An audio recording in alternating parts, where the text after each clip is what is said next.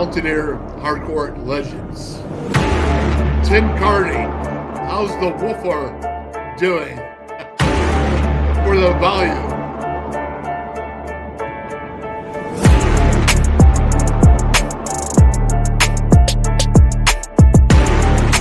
Legends Darryl Prue, Tim Kearney, Jarrod West.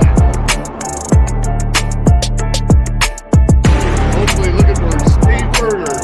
Come on. I'm Darryl Wolf, the WolfMan. Be your host today with the Legends. Mountaineer Hardcourt Legends. Kansas side.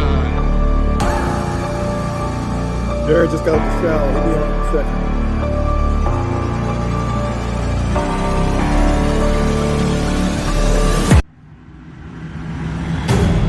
Destined for greatness, my name is written in stars, and I will give everything, all that I have to the cause. Fight against evil, run through the pain, battle it all, this is more than a game. I am a lion and I can't be tamed, it's how it was made, it's ice in my veins, run through it all. No matter the odds, I will answer a call, the enemy knocks on the door.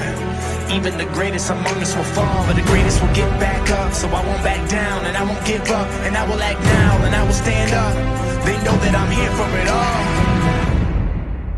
Rise up, no matter what's in my way. Rise up, I will do what it takes. I will keep on fighting. I'll rise through it all. Rise up, no matter what's in my way. Rise up, I will do what it takes. I will keep on fighting. I'll rise through it all. Rise up. No matter what it is you need, you'll find it at your local Par-Mar store. From gas to groceries, snacks, and everything else you always seem to run out of, Par-Mar Stores has it. Need more savings? Download the Par-Mar app and sign up for the Par-Mar Rewards Card. You won't only see our stores in your neighborhoods, you'll see us in your neighborhoods too. We are proud to be in your town and proud to be a part of the community. Come see us at Par-Mar Stores, and remember, if there's not a Par-Mar store near you now, there will be soon. Wilson Martino Dental. Did you know that 95% of our dentists have graduated from WVU? And many former players and WVU coaches trust Wilson Martino Dental with their oral health. The Mountaineers and Wilson Martino Dental. Yeah, we do that. And of course, good afternoon to you, Mountaineer Nation. And yes, we do that as well. Just like Wilson Martino Dental, Dan Cavis, Toyota World, you have Par-Mar Stores, and of course, you have Country Roads Trust. Welcome. It's a big day today. This is Mountaineer Hardcourt Legends Pregame. I am WolfMan. I'm Dale Wolfley, and we have the Legends here. We have Darryl Prue, Tim Kearney. Soon to be on the way is Jarrod West, and hopefully Steve Berger. We were told they were on their way. They're fixing things out and getting it done, but we'll be happy to join them. How are we doing today, though? Let's go with you, Tim Kearney, starting it off. How are you? Not too bad. How are you? I'm doing good, man. Are you fired up for this game? The Jayhawks.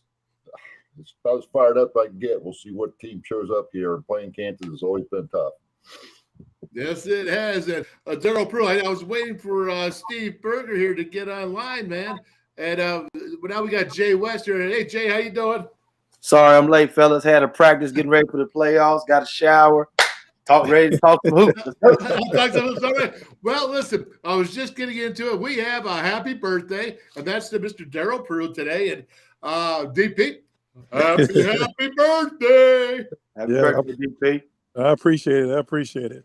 How old are you today? I can't tell. I can't reveal my sources today. He does not want to tell. That is very, very obvious. He's younger than me. I'll tell you that. I believe that.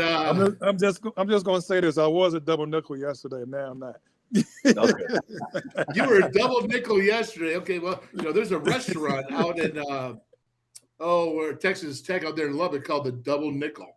And the really? best steak you get, yeah, it's like a huge steak. And I wish I could give you a DP for your birthday, but you're not in Lubbock today, so I can't do it for you, brother.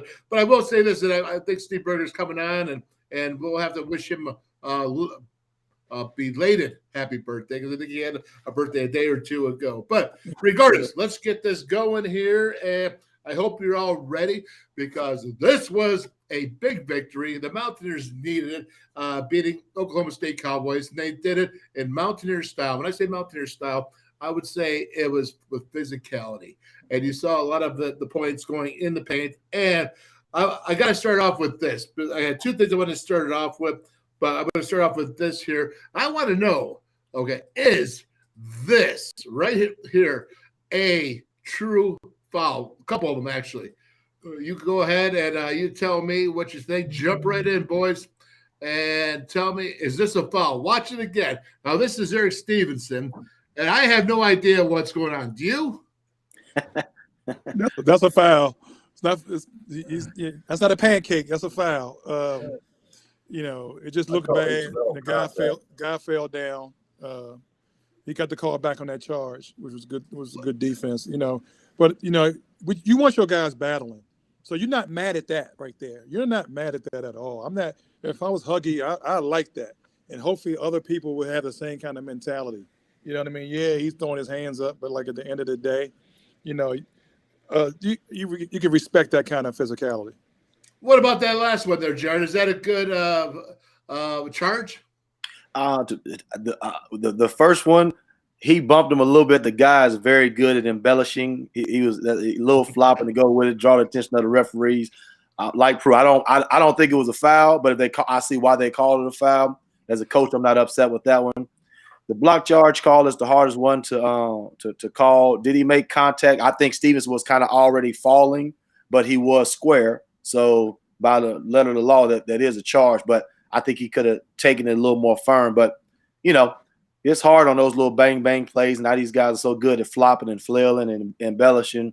So we got one and didn't get one. So I guess it kind of balanced out. Yeah, That's how it is in high school coaching, Jarrod. And with the block charge thing, you tell your guy to fall down, he usually gonna get the charge. Go get the charge. Yep. Yeah, that's just how these referees are now. A guy fall down. Oh, all they see is a guy fall down. Nope, they call it the other way. So. Yep.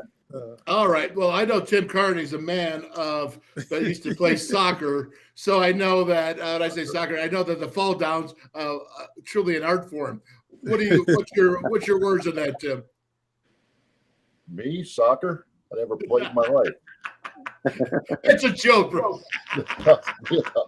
No, I think there is a new flap rule, isn't there? And they're not really calling it that much.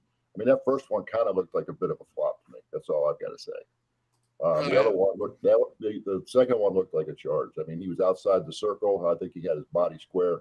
That one looked like a charge. Okay. All right. Well, let's go ahead and let's take a look here at the good old stats here that you see up here. Field goals. Oklahoma State, 39% if you round up. You go 44% for WVU. Three-pointer. Well, they only shot 10.5% from the three-point line, 41% for the Mountaineers. And then you look at the free throws, 80% to 73, 74 if you round up. 39-37 rebounds, turnovers, 18-9. Now, that's the really big number. And, of course, if you look at here, the stats, what do you see in here? And I'm going to start off with you, Jay West. What do you see here for the stats? What did you like? You talked a lot about the last game, and you said, I want to see this, and I got something good for you coming up. But tell me what you're seeing from these stats and what you saw from the game. Well, first and foremost, I want to congratulate Mitchell. We've been on this podcast talking about the big three per se. We needed Mitchell, Matthews, Stevenson to all kind of play together, and we've been getting sometimes one, sometimes two. Mitchell's been kind of the odd guy out lately. I thought he played real well on the inside and outside. 8 for 15 plus 50%, over 50%. So that was good. Stevenson played well. Basketball is a make or miss game. So if you look at the stats, you would think WVU played great defense. Oklahoma State did. Now, I'm not saying WVU didn't play good defense. Here we go. Schematically, Oklahoma State they didn't shoot the ball very well at all. And I mean, most of their shots were wide open. WVU was going under ball screens, which was allowing their shooters to shoot. And we caught them on a bad night. So I got to give credit to us because our defense was pretty good, and statistics say that. But I think us four, if we'd have added one more, I think we could have done just as good as Oklahoma State did the other night because they didn't shoot the ball well at all. So kudos to us for getting the win and playing defense. But I think Oklahoma State kind of helped us as well. Okay, well, Tim Kearney, what do you say about that? And what do you say about winning the rebound battle with that athletic team? No, you had the guys were really scrapping. I mean, you look at second chance points. You know, we had 21 and they only had 11. It shows that the guys are battling, they're scrapping. You know, I haven't seen that energy level, you know, in the last few games out of them. I think they just went out there and played hard and played tough ball, shot well. Obviously, Oklahoma State didn't shoot that well. You know, 10.5% from 3-point range doesn't cut it. They kept the turnovers down. You know, I think we only had 9 or something like that total turnovers for the game. And they had 18. Yeah. So they had 18. There's games where we've had 9 in the first half easily, and they can they took care of the ball. Yep. All right, DP. Is that now? Tim's saying great energy, and Jay West is saying they're maybe a little bit off, which obviously I think both of those things are true. What was your take, brother? Oklahoma State wasn't that good. They're just not good. They can't shoot. You know what I mean? They rely on their big guys. The big guys that can get going. Nothing to slight West Virginia. West Virginia did what they were supposed to do. They beat them how they were supposed to beat them because they weren't that good. Team shooting 10% from the field, from the 3-point line. You're not going to win a game in this day unless you're only shooting 2. You know what I mean, or 3. But I just think West Virginia did what they were supposed to do against them. They blew them out. That was what they were supposed to do. So now it's just we're down there on the rankings with Oklahoma State, but we're as good as some of the top 5 also. We're in between. We just had a bad start, and because of the bad start, that's why we're down lower on the rankings. But I think we're one of them teams. If we didn't lose the first 6, maybe if we lost only 3 or 4, we'd be up there in the top 5 easily as one of the teams. We have that kind of talent, coaching, and stuff like that. This is just we had that bad start, and it just we dug ourselves in a hole, and we still dig ourselves out of it. Very good. All right, so Jay West, this is for you, brother. And you said first thing you're going to do is go to Jimmy Bell. What do? They go to Jimmy Bell and they check him out. And I thought you might have been calling the first play here, but this is Jimmy Bell get it going. And, of course, they get the foul there. But he goes ahead and he makes it. Hey, here's the deal. 38 points in the paint, 28 points off of turnovers. I told you they had 18. But go ahead. What do you say there? What did you see when you were like, okay, they're going right to it, and they're going in the paint, and they're scoring a lot of points? I mean, like we talked about, if he's going to be out there, I think we got to take advantage of his size. He's going to always be one of the more physical, bigger guys on the floor. If he's on the floor, we need to get him touches early to see if we can get him engaged, see what type of energy he's going to bring. I still think he only got 3 touches. I'd like to give him a few more touches, but at least we got on the ball. He gets an early foul on their big guy, and I think 2 possessions later, Boone got another foul. So basically their front court was in foul trouble in the first minute of the game, and I think that had a lot to do with our success. And then you bring in the young guys with Wagyu and Okwango. Those guys all came in with the energy points. So we had a good, happy meeting with the bigs, and that was a big piece to the puzzle the other night. All right, so let me ask you. So Tim, I think you actually went ahead and texted the text line there, and you said that, hey, Wagyu goes in, he gets 6 points in 8 minutes, 4 rebounds. You see Okonkwo, he's going ahead playing 12 minutes. He gets 2 points, but he's got 5 rebounds. And Jimmy Bell's got 4 points for the whole game in 21 minutes. Yeah. What's the problem? I think you need to get these young guys in there more. I mean, they're obviously producing in the short minutes they have versus, what Bella's doing. I think you need to get these guys more time off the bench and playing. Yep. Well, there's no doubt about it. You do. No, but that's what I've been saying here. I've been saying it all along, and I've talked about it. But at the same time, you have to think about this Big O. Big O in here But let's talk about these young guys in there with Jimmy Bell and DP, man. What are you thinking when you see this right here, these guys performing? And Jimmy Bell's not going to do it, but Hugs is saying Jimmy Bell's his guy, but he's playing 21 minutes. I mean, those are not the numbers that equate.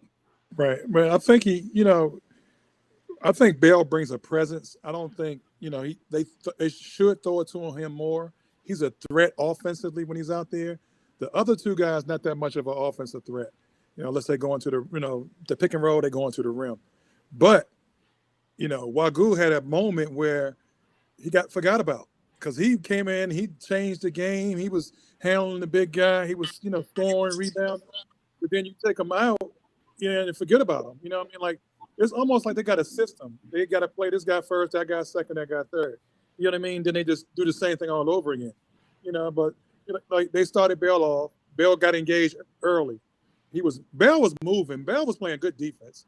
We got to be honest. He was playing good defense. Yeah. He's just not a shot blocker. You know what I mean? He's a good help defender, and they don't give him enough touches on the offensive end. And the other two is just bringing more energy. But I thought Wagoo should have played a lot more. Yeah, okay. All right. So, hey, Steve Berger is with us now. But Steve, something's going on. You got an echo going on there, buddy. So come back on. Re-sign in, please. There we go. Hey, you still got. Go ahead. Go out and come back in. Okay. So DP. As a player, I don't mean to cut you off, Wolf. Just brainstorming. As a player, you go 6 points and 4 rebounds in 8 minutes. It's hard to be explained. I mean, you're 3 for 3 from the floor. You're altering shots, 4 rebounds, 6 points, 4 rebounds in 8 minutes. What else you got? And you got good energy. Like, but that's what I'm saying. Wolf, it's hard. I mean, what you want me to do? 6 and 4, 3 for 3 from the floor, good energy. And they playing against a 6'11" kid. They look at each other in the eye. They were fighting. They were out there fighting. Oh, you see the loose ball when he got to the floor, he's punching people, he's scratching. Yeah. That's what you want. You know what I mean? Like, I'm trying to help Bell out with what I said, but like, I don't know why Wagoo didn't play more. You know what I mean? Like, even when he went out, I'm like, is something wrong with him? And like, because, you know what I mean? Like, then you put O in, which is good. But then go back with Wagoo. Don't go back with Bell. They just do that cycle. It's Bell, it's Wagoo, then it's O. Then they go back to Bell, Wagoo, and O. They don't change it up. Irregardless of what the production says. Exactly. I mean, if I was playing back in the day and Coach Cata took me out, after playing that short period of time, I'd say to his face, "What the hell else you want me to do?" Right. Well, right. And honestly, guys, that's my point. Is this: if you're performing and you're not complaining to the coach, but you're saying, "Coach, I just want an explanation. I just want to know what is," because he's a fifth-year guy that he's out there, and is he older? Is that it? Because I looked and I saw. I mean, at the very last minute, who do they got? They got Trey out there, which he had a great game. So that's it. But you had Emmett out there, and you had Jimmy Bell out there the last minute. Why? It was a blowout. Some reason he has a short leash. Wagoo does. I don't understand. Well, okay, wait a minute. Now we're going to get into that, but he got a short leash, I think, because he did do a little bit of taunting. But I mean, I'm going to be honest with you. I'll take a little bit of taunting, and you being a little bit of a prick if you're a little bit of a prick on the doggone court. And I'm not talking about a bad guy, not talking about a dirty guy. But you go ahead, you calm it down, and then you get him back in. Yeah. And he learns a lesson, and then things. Steve, how you doing, buddy? What's going on? You still got the echo?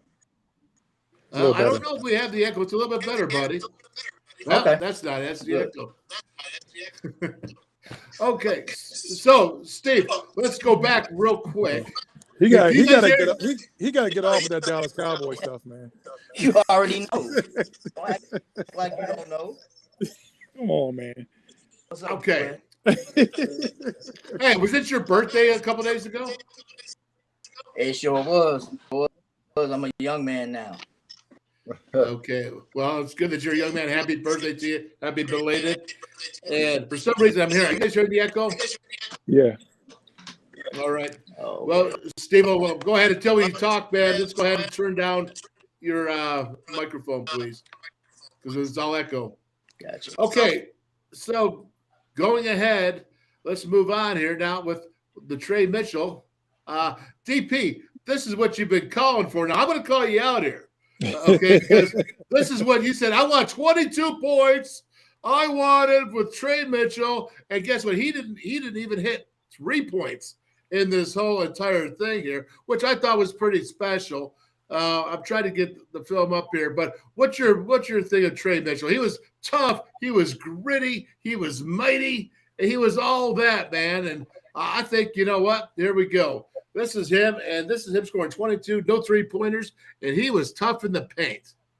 Yeah, we just need to see it all the time. I mean, like we know what he can do. He can do all that. He just haven't done it. You know what I mean? Now to see him doing it, I mean, like it's like, you know, okay, let's keep doing it. You know, they got a couple games left, and you know, it's I don't want to say it, but like, you know, oh, look at that. Yeah, he's flexing. Yeah, he's flexing, but I'm gonna need him to flex against Kansas. Don't flex against the last team in the league. I want to need him to flex against Kansas. Now wait a second. Jarrod knows what I'm talking about. Steve knows what I'm talking about. Wait a minute. No, don't hold it on to me because I'm a football player. I just like when he flexes. I understand about consistency. All right. But what I'm saying is this guy said, you said, I want 22. And he gave you 22. And he went out there and look at him, he's fighting on the ground. I asked for 22 10 games ago. He's the new man right here. Check it out. He's a new man, and I think that we have to at least at the very bottom that we have to go ahead and say congratulations, because if you're going to come on, if you're going to play like this, now if he goes out today and he plays like sunshine like he did in Texas, Gabe, then you got an issue that you can sit there and say, because Bob Huggins said if he played like that every time, he would be player of the year, not Jalen Wilson for Kansas. And I'm going with you, Jarrod. Go ahead. Go ahead, Jay. Well, listen, first and foremost, I watched Huggy's show yesterday, and they interviewed Trey Mitchell. You talking about a great young man. I didn't know his backstory. He's a Christian guy. He's very humble. He's very quiet. And I think I don't want to call it that. I don't want to say that's a problem, but I think he's so nice and so humble and so kind-hearted that sometimes on the court he can get overlooked or he defers to other people when we need him to be a dog and like what DP's saying, to get that 20 to 25 every game. I don't think it has anything to do with his skill set. I think it's all about his mentality. I think he's just a nice kid. Like, he was so humble and nice on that show. And, you know, I like him even more after watching that show. I just wish he would be way, way more aggressive. He's very skilled. Pick and pop, left hand jump hook, right hand jump hook. But I just think he can get lost in games sometimes. But, you know, we need him, and someone in that program needs to tell him, "Hey, we need that every game." You know, if he does that, then because he's a matchup problem. He's a matchup problem, inside and outside. 6'9" Tim Kearney, go ahead. No, I agree with Jarrod. I mean, we've had guys on our team before that, you know, were just as nice as could be and wouldn't go out there and just, you know, get physical. It's almost like before you send them into the game, you got to punch them in the back of the head and push them off. You know what I mean? And I kind of see, in a way, Matthews that way. I mean, if Trey steps it up at Matthews, because of their forward situation is going to be tough for us. And these two have got to match up with Kansas on their forwards, or else it's going to be a long night. Okay. You know, go ahead. No, hang on, DP. Let me get Bergs in there on this. I want your thoughts on with Trey Mitchell and what he did. Turn on your volume, brother.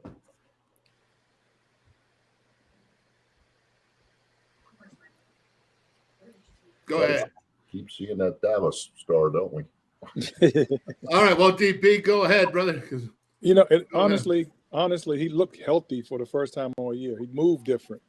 He was moving different. He was like, I never seen him drive to the lane like that.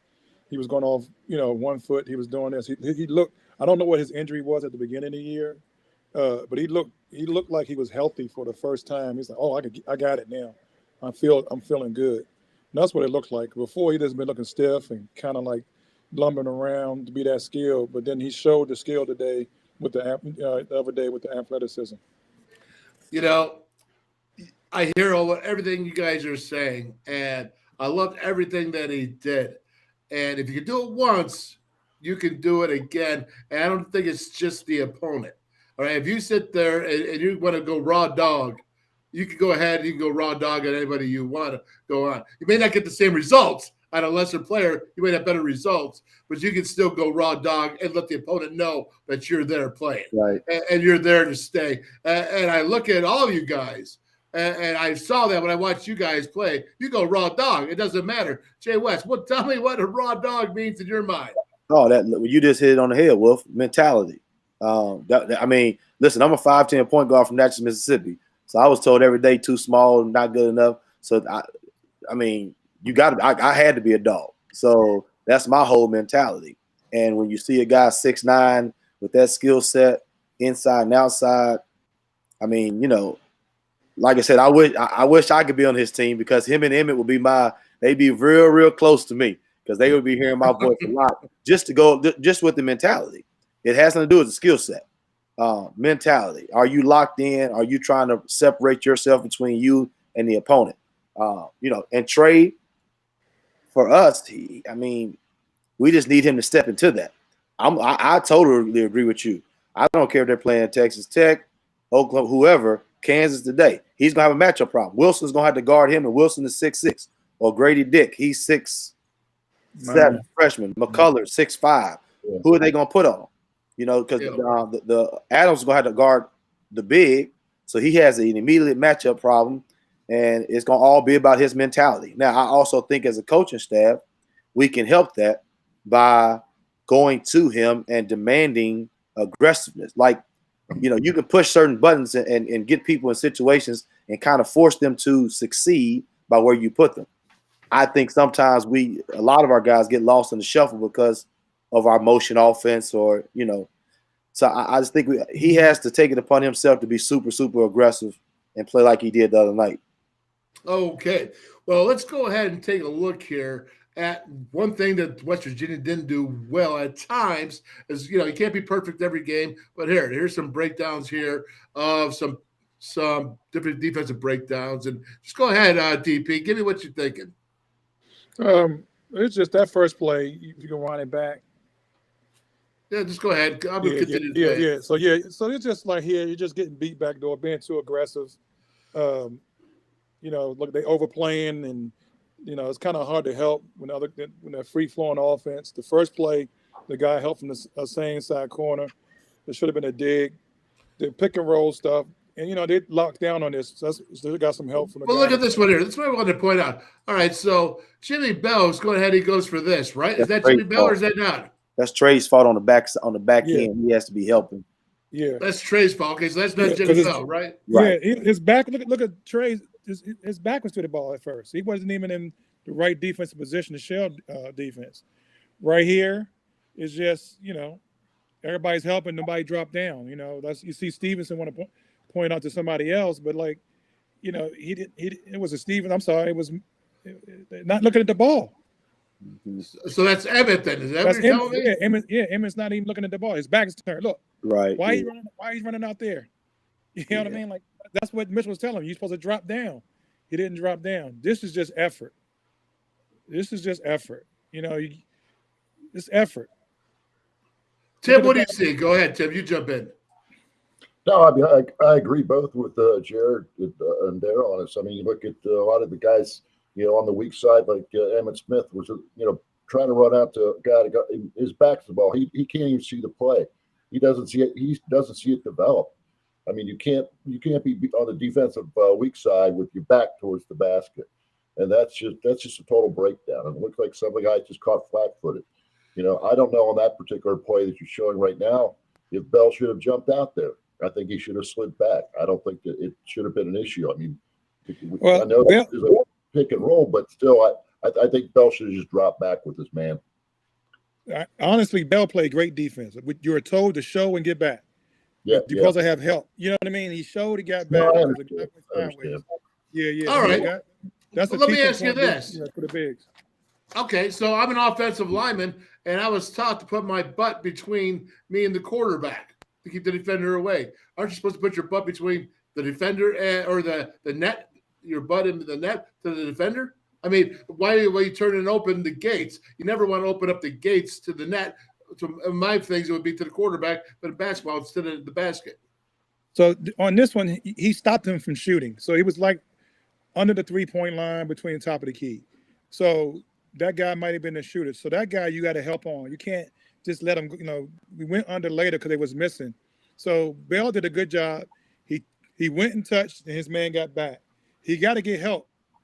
All right, listen, I'm not picking on Beller. I'm trying to find out where the help's supposed to come from. It was from Mitchell on the other corner. But so if you're not looking at it, I guess this is my whole point.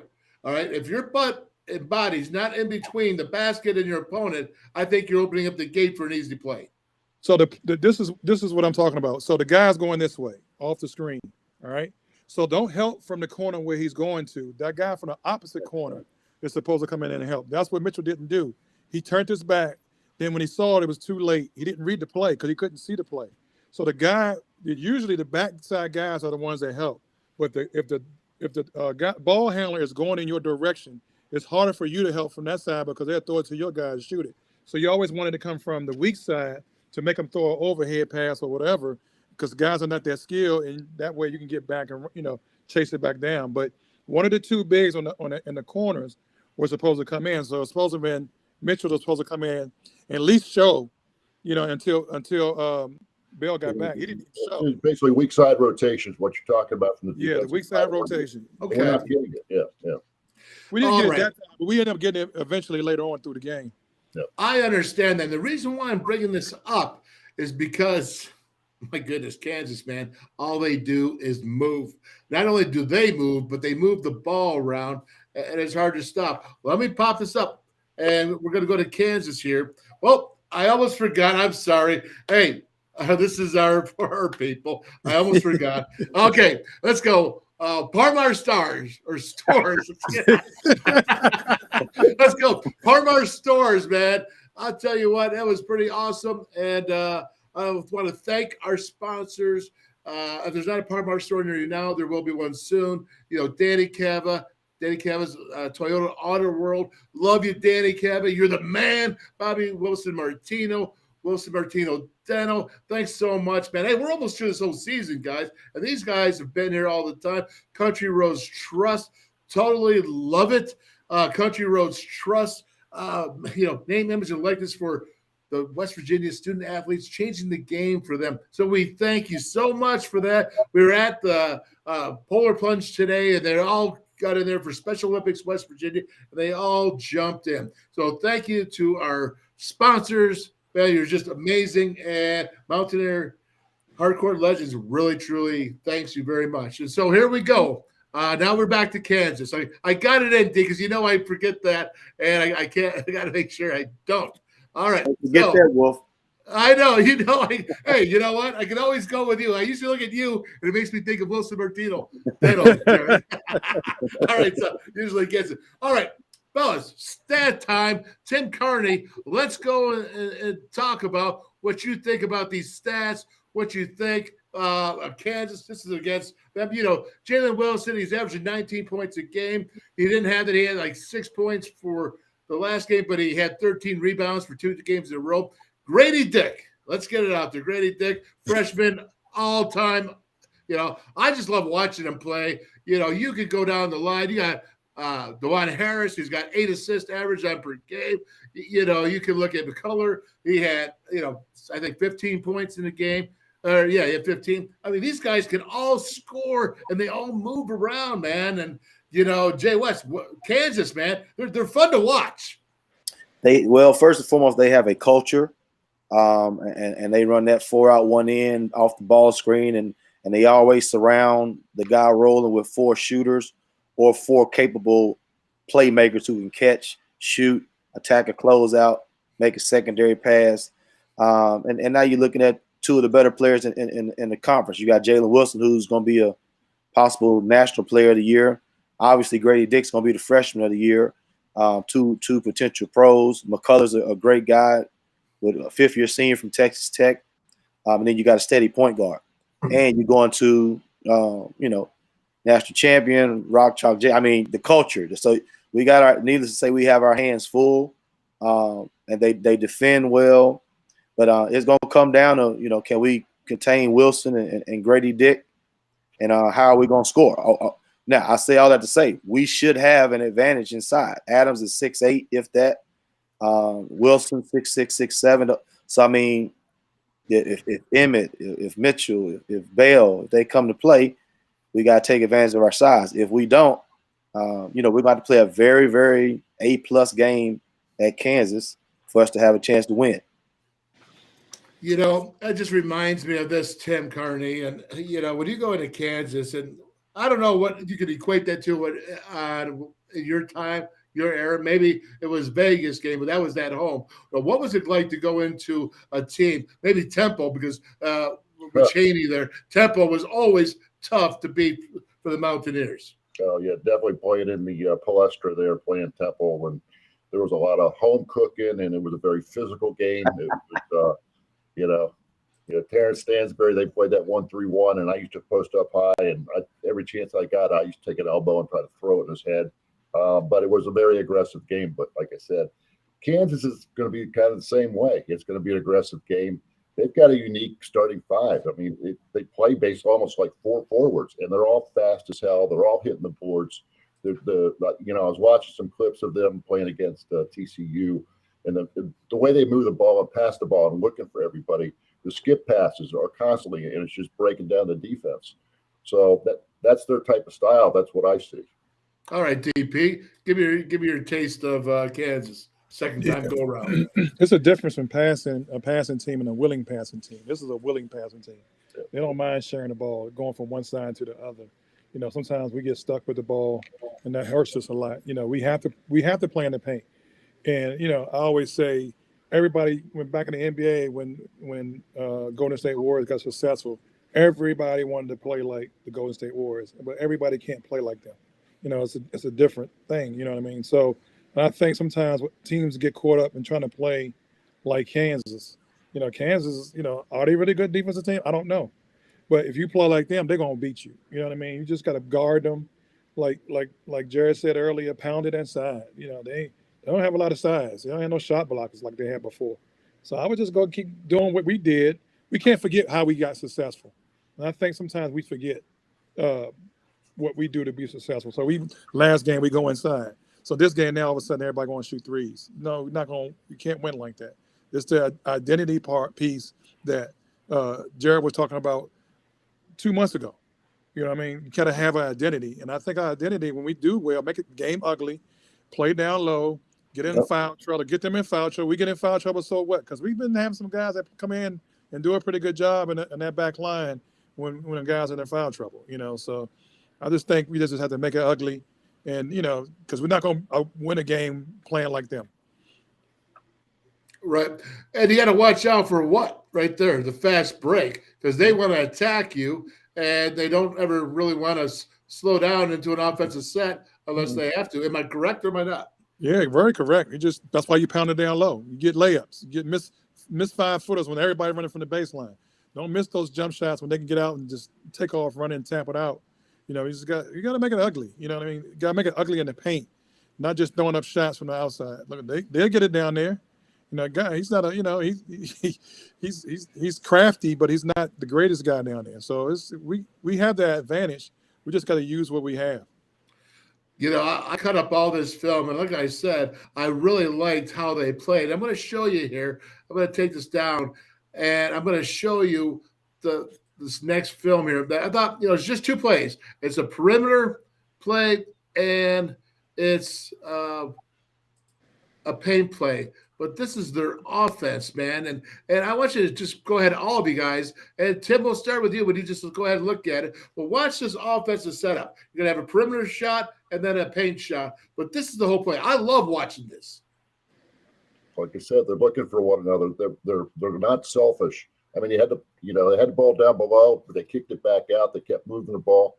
And Grady Dick, I mean, he was incredible with what he was doing against TCU. He couldn't miss. I mean, he was having a heck of a game. And, but like I said, they move the ball. They're looking for. Look at that. Do you see that right there? Yeah. I mean, that right there is, it's a erupted play. And they're just making things happen. The guy comes in, he fills it underneath, and they see him. They're always looking to the basket. That's what I guess I'm trying to say. Jay West, tell me about it, man. Well, their whole thing is predicated on great spacing. And like I said, having 4 playmakers on the floor surrounding a big man rolling to the basket. So when you run a ball screen offense, you're trying to occupy 1.5 people with the ball. And the defensive play, the breakdown that you showed for WVU last time, they're relying on the backside helping to pinch in, and now they can kick the ball out to the shooter.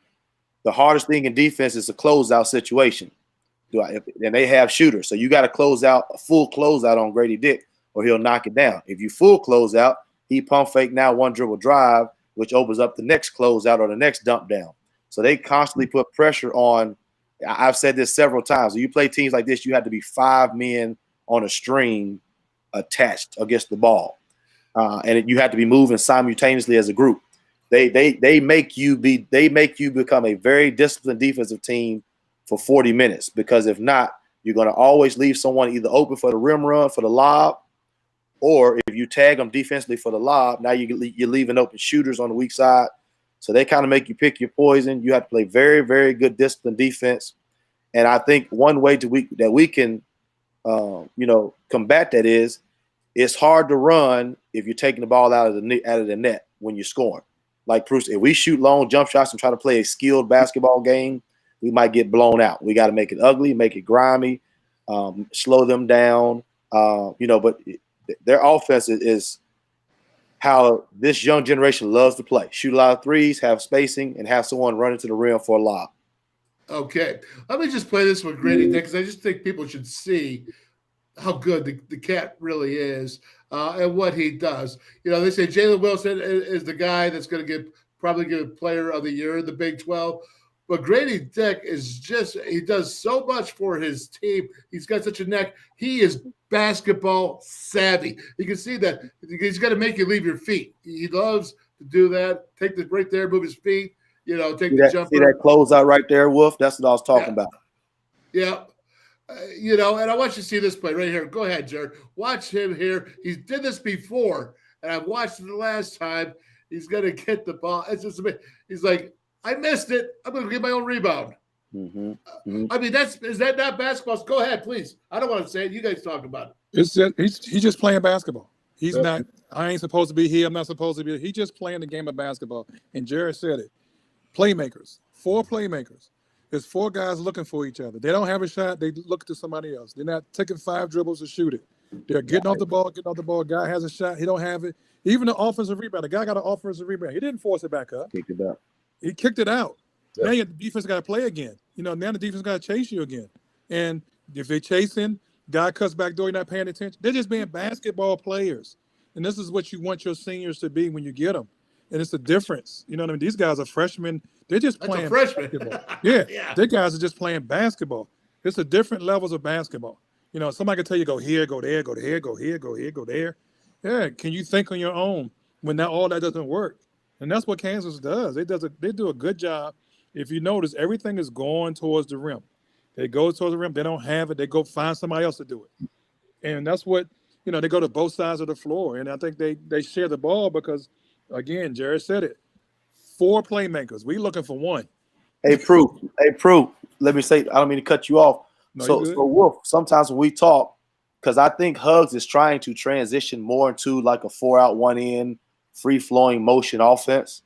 But our offense rarely looks like what Kansas' offense just looked like. We're running the same thing, but it doesn't look the same way because of the playmakers that they have in comparing our playmakers. So like Prue said something very, very important.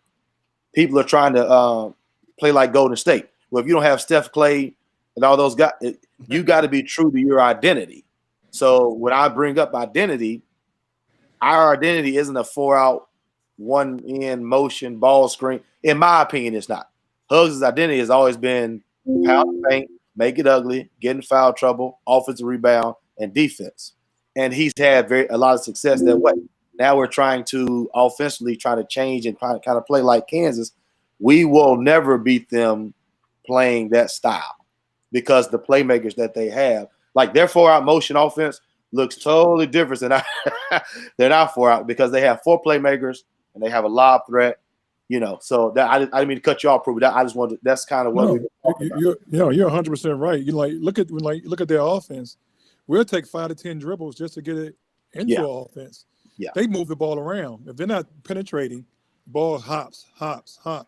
Could be a 1 dribble pull up. You know what I mean? That's when you see the dribble. So yeah, it's totally different. The ball hops. We used to say that at Georgetown, make the ball hot. Even though we had the Princeton stuff, make the ball hot. And that's what Kansas did. They make the ball hot until they get something they want to get. Okay, so Tim, let's go ahead and look here at Kansas defense because I think that the Mountaineers scoring 42 in the paint against Oklahoma State. I've never seen the Mountaineers yet own the rim in somebody else's home. I haven't seen them own the rim for outside shooting. I think they have to do in the paint. What do you say? No, they have flashes of it, but I mean, if you look at their defensive too, and their guys, you got four guys pounding the boards. We got guys standing. We got 1 or 2 guys pounding the boards. On the shots. When they're playing defense, and everyone else is standing flat-footed or running down the court with their hand up in the air. You've got 4 guys. I was watching some of the clips this morning, and there were sometimes where they had 4 guys around in the paint waiting for the rebound. And TCU only had maybe 2, and they were killing them. I mean, we need to have the same mentality. You hit the boards. We've had too many guys. I've watched. And I'm not going to name names, but there are some people that just say once that ball goes up, they're running down the other end, and then we get burned. Okay, let me ask you this, Tim. Let me continue on with you. Okay, so you got Mohamed Wagi, and then you have James Okonkwo. Are they too young and not savvy enough in basketball yet in their careers for this Kansas offense? Yeah, they're going to get their chance. We'll find out. From they have progressed over the year, and I like what I'm seeing, but they obviously need to progress more. If Bell gets into early foul trouble, then these guys are going to be seeing a lot more time in there, and we'll find out. My only question is because of Bell's size, and I hate to say it, but every time we go into Kansas City, we got officiating that just it's. We always that was a question from Pod Bessick. He asked if Higgins is going to be officiating. I don't know. I look at my information; it doesn't have it listed. No, I don't. I saw that question too, but like I said, it's a tough place to play, and it's the home court advantage is home court advantage. Bob Huggins, what did Huggins this week? He said something to the effect that Kansas always gets something. Gets the brace. He made he made reference to that. Yeah, but the thing with Owen and Wagoo, even if they make a mistake, they're athletic enough to make up for it, and they don't mind making up for it. If they got to switch on a wing, they can guard a wing. Yep. It might not be great, but they at least give you the honest effort and try. They might foul, but they'll be aggressive doing it. I think it'd be a good game for one of those two. It might be a good game for both of them, but because of their movement, their athleticism. Yeah, true. They got quick feet for big men, and I think that they could step up to it. Their only weaknesses for me is you just can't throw it to them and they can go score. You know what I mean? They don't have a post move. You know what I mean? Like not one. Bell got one post move, and then he don't get 3 touches. So, but those guys don't have post moves. They have to get their points other ways. And like a game against Oklahoma State, you only play Wagoo for 8 minutes because he got a tech. You can't. Those techs that happen early shouldn't affect us now. You know what I mean? Like, so that kid's playing his ass off, playing hard. You know what I mean? Like he got a tech. He's just emotional. He wasn't talking back to the referee. You know what I mean? So then put him back in the game. So guess what? He's ready to play more minutes this game. You know what I mean? So that's the sort of regress, but that's what I think they'd be good. What did they call him for? What technical? It was taunting. It was taunting. We dunked and looked at the guy, kind of screamed. He flexed and screamed. Now, I'll tell you what, though. Him flexing and screaming is a little bit tougher than Trey Mitchell flexing. I will say, hey, that would worry me a little bit more than Trey. No, I'm just kidding, Trey. You're 6'9". You're not as tight as one game. Nobody. Jared gonna be laughing when I'm gonna say this. He know I'm gonna say. Nobody's scared when a light-skinned dude flex. Come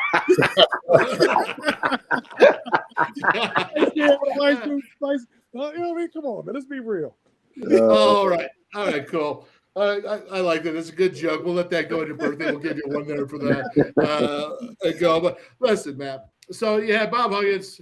He's talking about, we got the toughest. West Virginia has the toughest road avenues because they got to travel the most.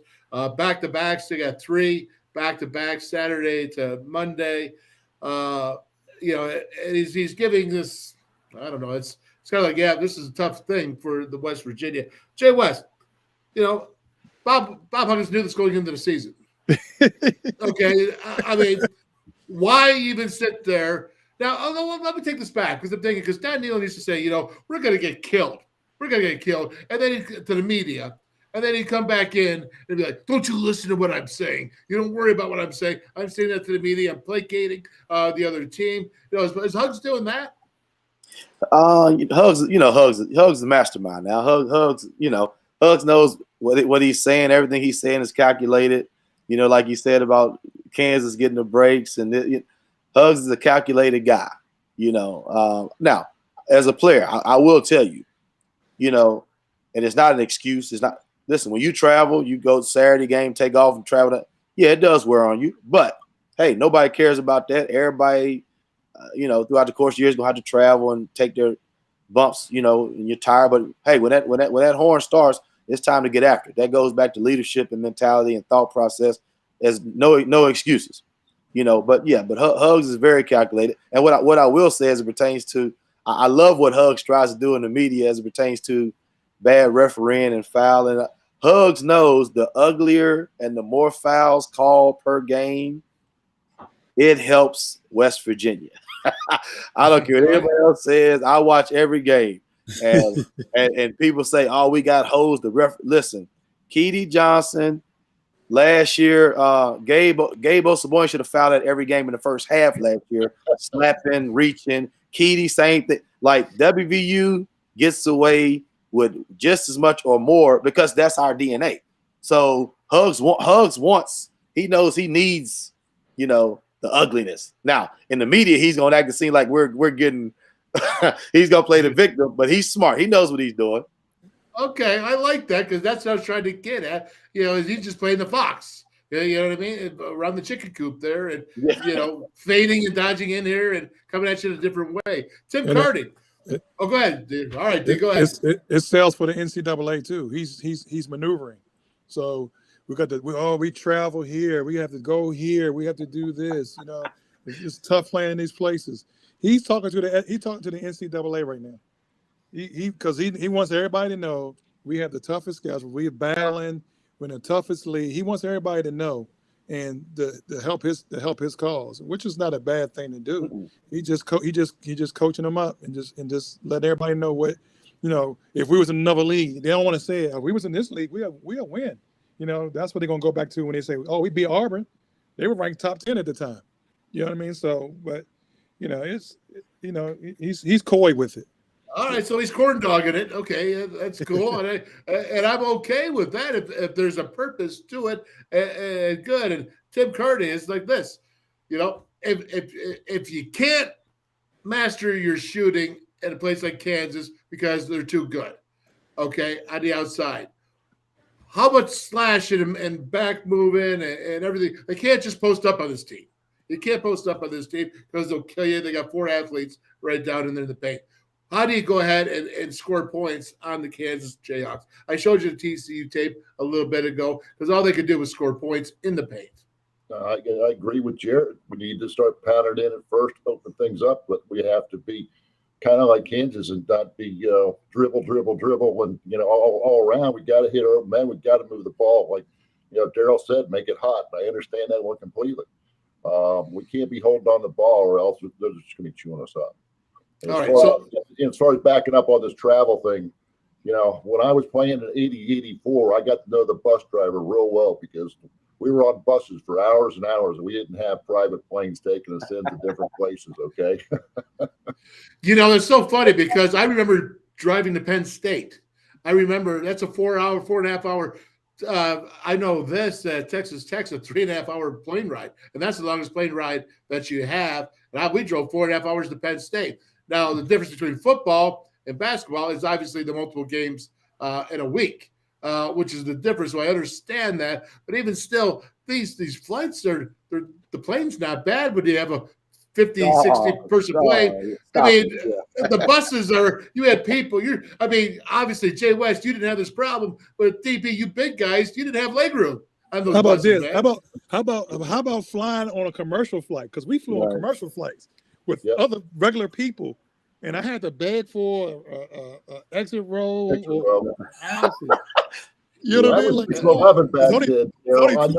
I wasn't even the tallest guy. So, you had to do that. One time, our flight was so bad coming back from Penn State, we had one of the prop planes. Oh. We was bouncing all over the place. It got so bad, it knocked me into the seat. Yeah, knocked me into Jack Fleming's lap. That's how so, after that flight, we were supposed to go to Olean and play St. Bonaventure. Oh, God. We took a bus 8 hours to St. Bonaventure. Wow. 8 hours back. I don't want to hear nothing about travel. Get on a commercial. When I was at Georgetown and we flew the first year we flew commercial. After that, it was all private planes. I'll take the private planes. You drive up to the plane, get on the plane, get off the plane, get on the bus. You have to go through the customs, or you ain't go through the airport. Nothing. We flew from Penn State down to Virginia Tech in one of those box planes, like you were talking about, the props. Dutch Rowe was sitting next to me with a bag, throwing up in it the whole flight down there. The other half team was throwing up as well. Jarrod, all you hear was. Okay, so you're not concerned about the travel so much, although it can be taxing. But something you're just going to have to deal with. Especially it's definitely taxing, Wolf. I'm not downplaying that. Yeah. But hey, these kids 18 through 21 years old, you playing basketball and stop it. And you trying to get on that, you try to be a professional athlete or whatever. Like, come on. You can't use that. Everybody has to do that. So, I have one question. What, like, the plane we took at Georgetown was like just for us. So it was like one of them Delta Air small jets. What kind of plane does West Virginia take? Do they take a 737? That's what they take a 737, but it's a big old plane. It's like a 727, something like that. They got plenty of room. It's private. Packs the plane. Private. What's that? Private. Yeah. And they all got room, brother. They all got room. Football, you don't even have room now. I'm telling you. The plane is packed. I did it for 10 years. The plane is packed to the gill. And basketball is not like that. But again, they have multiples. So I'm not going to sit there and rip at anyone. I just think it's this, man. If you want to play in the best league in the country, if you want to play in Kansas, this is your opportunity to shine. You're on national TV, man. Every game. Every game. And you have the opportunity every game to shine and make your name. And Javon Carter did. Let's go ahead. Let's think about all the guys that actually are successful that move on and they take it. They work harder than anybody. Javon Carter was 4 hours before a game on the court. Maybe more. I don't even know. But he was crazy out there all the time in practice. And he never worried about it. He had the same schedule. Yeah, the thing is like you talk about you want to play in the NBA, it's much worse. They go from one city to the next. They don't do the back-to-backs as much no more. But like I played in Mexico, and we had 16-hour bus rides on the side of a mountain. You couldn't see off the ledge. It was like all down. The bus driver drove that thing like he got a Porsche. I'm like, yo, we got beds. We only have seats. They took the seats out. You got people bringing their mattresses. I'm like, yo, like I don't want to hear nothing about travel, about these private planes. I'm like, man, ride out on a bus for 16 hours on the side of a mountain in Mexico. No, thank you. That's pretty good. All right, gentlemen. Do any of you have anything you want to say about the Mountaineers getting a victory? How to get a victory out here? Anything else you want to say? Tim, I'm going to start off with you. Like I said, it's just going to be about in these, between Darryl and Jarrod talking about the playmakers they have. I mean, they got to stop these four guys, these playmakers. You got their guys on offense. They're looking for gaps, and they know the open gaps. They're reading the defense. There are like four quarterbacks out there, and we need to kind of do the same thing instead of having one guy try to run the show and dribble around. we need to find the open guys, and we need to stay on the boards and keep the turnovers down. Jay? Priority, we can't let Wilson and Grady Dick beat us. We have to make Harris, Adams, McCullers, we have to make those guys beat us. So defensively, we have to really prioritize stopping Grady Dick and Jalen Wilson. I think offensively, we got to go inside out. We need to try to get them in foul trouble as much as possible, because one thing I will say, Kansas's bench isn't, they don't have their bench is average at best. Those 5 guys play a lot of minutes, so if we can get to their bench, I think it will help us out a lot. We need our bigs to kind of dominate the paint, and we need to make this game to be as ugly as possible. And most importantly, the first 8 minutes of this game on the road, we can't get down 10, 12, 14 points against them because we don't have the firepower at their place. We got to come out, and hopefully by that first TV timeout, the score is like 6-4, something like that. And with people in foul trouble, if that happens, we got a chance. If not, if it gets ugly early, it could be problems. DP. Yeah, I think we have to make it ugly. I haven't seen anybody really trap and run at Kansas like that, because they do move the ball around so good. But I would definitely throw some junk at Grady Dick to see what he does, because he doesn't really dribble the ball more than 2 times. Yep. Jalen Wilson is probably be hard to do. The other guard, it's going to be hard to do. When Grady Dick gets it, I like to see more pressure on him. He, it's always someone running at him. He up fakes, or he shoots it, or up fakes and take one dribble.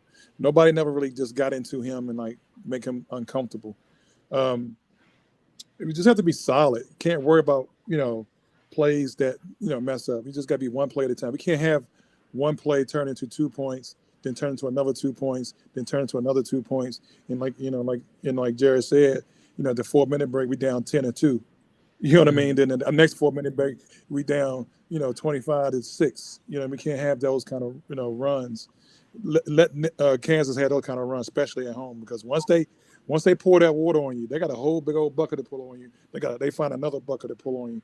So we just have to maintain, make it ugly, and stick to the game plan. And the game plan should be throw it in the paint, throw it in the paint, throw it in the paint. I want to throw it in the paint so much. I want to see 10 guys in there. Then they'll open up everything else for everybody else. Okay, so can I take it from you guys in layman terms? The Mountaineers being ugly, it means a paint day, points in the paint, correct? Yep. Being ugly, working the boards, rebounds, offensively and defensively, and then hopefully blocking shots and block it out, all that physical stuff. And then on defense especially, watching out for that weak side rotation for that last pass. Is that correct? Can we say that? Because that's what I'm kind of getting from you guys, is that they have that last pass in them to the weak side is where they get you, because they go back and forth, good defense for 30 seconds, and then they get you back door. Is that true, or am I stretching that? Yeah, so what we probably were saying earlier, so that pick and roll, when we was talking about Bell didn't get back and the weak side coming in, so what we call that too is in between. Bell was in between both. So maybe trap it sometimes. Make it hard on that guy to make that easy pass. If you trap that real hard, then the weak side can come in. So you got to do different things to offset what they're doing also. And you better not let them score 3-pointers, right? Yep. Because they get on a roll. Watch out at home. Okay, gentlemen. Hey, Steve Berger tried to get in here, man. Something went wrong with his technical issues. Wish you the happy belated birthday, brother. We want to get you back here. He said he'll come on Monday. He said he's having some technical difficulties. He said he'll be back Monday. Can't wait for him to come back out here. For Tim Kearney, Darryl Prue, Jarrod West. I'm Dale WolfMan. And let's go, man. This is a big game, man. You get this game. You do something special. You get real bloody. Real ugly. Win the day. Yep, there you go, man. All right, guys. Thank you so much. Let's go, Mountaineers. All right, take care. Destined for greatness. My name is written in stars, and I will give everything, all that I have to the cause. Fight against evil, run through the pain, battle it all, this is more than a game. I am a lion and I can't be tamed, it's how it was made, there's ice in my veins, run through it all. No matter the odds, I will answer the call, the enemy knocks on the door. Even the greatest among us will fall, but the greatest will get back up. So I won't back down, and I won't give up, and I will act now, and I will stand up. They know that I'm here for it all. Rise up, no matter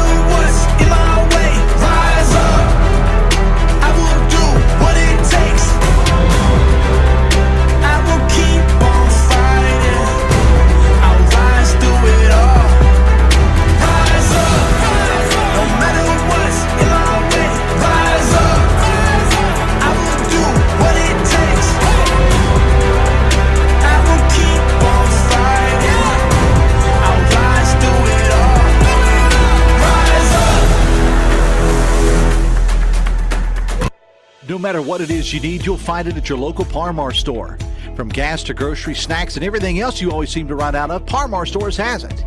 Need more savings? Download the Par Mar app and sign up for the Par Mar Rewards Card. You won't only see our stores in your neighborhoods, you'll see us in your neighborhoods too. We are proud to be in your town and proud to be a part of the community. Come see us at Par Mar stores, and remember, if there's not a Par Mar store near you now, there will be soon. Wilson Martino Dental. Did you know that 95% of our dentists have graduated from WVU? And many former players and WVU coaches trust Wilson Martino Dental with their oral health. The Mountaineers and Wilson Martino Dental. Yeah, we do that.